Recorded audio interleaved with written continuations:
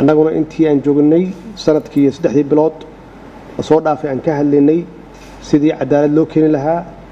shacabka Soomaaliyeed loo siin lahaa cadaalad loo siin lahaa maalin iyo habeen waxaan ka fikiraynay sidii aan ugu keenin lahayn cadaalad ay ummadda Soomaaliyeed ay raadinayaan ilaahay waxaan ka baryaynaa hawshan inuu ku fududeeyo cadaaladuna waa ognahay waa asaaska qodob dhaxaadka dalwi hadduusan dalku cadaalad lahayn ciidan lama dhisi karo adeegii ummadana lama fulin karo asaaska noloshu waa cadaalad waana xaqiiqa ummadeenu mudooyinkii la soo dhaafay inay ka hadlayeen cadaalad darro oo dhinac walba ah oo baahsan annaguna mar walba waxaan ku taaminay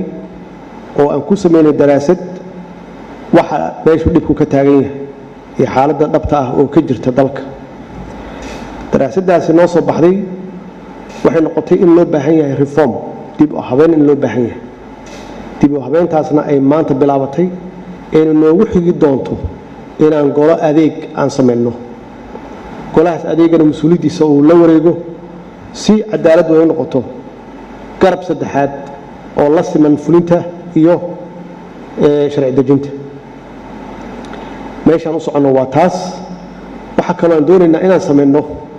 guddi dib u eegis ku sameeya dacwadaha iyo cabashooyinka dadka ay qabaan oo dhageysta wax alla wixii khaldamay iyo sida loo sixi karo oo gacan ka siin doona insha Allah sidii hawshaasi ay kugu fudaan lahayd haduu ay biiraahdo hawshan hawl sahlan ma aha annaguna waa u soo jeesanay waxyaabaha naga khaldan oo koow cadaalad ka tahay inaan saxno si ilaahay uu noogu naxariisto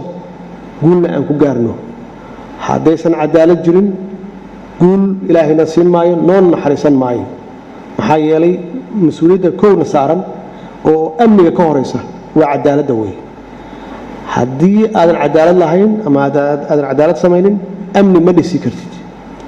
saas darteed gudoomiye mar kale annagoo dhan waa kugu duceynaynaa hawshan hawl sahlan ma aha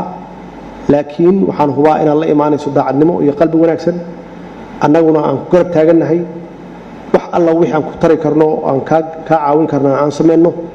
ummadda Soomaaliyeedna ay gacan kugu siiyaan ilaahay inuu ku fududeeyo oo mahadsantiin kulligiin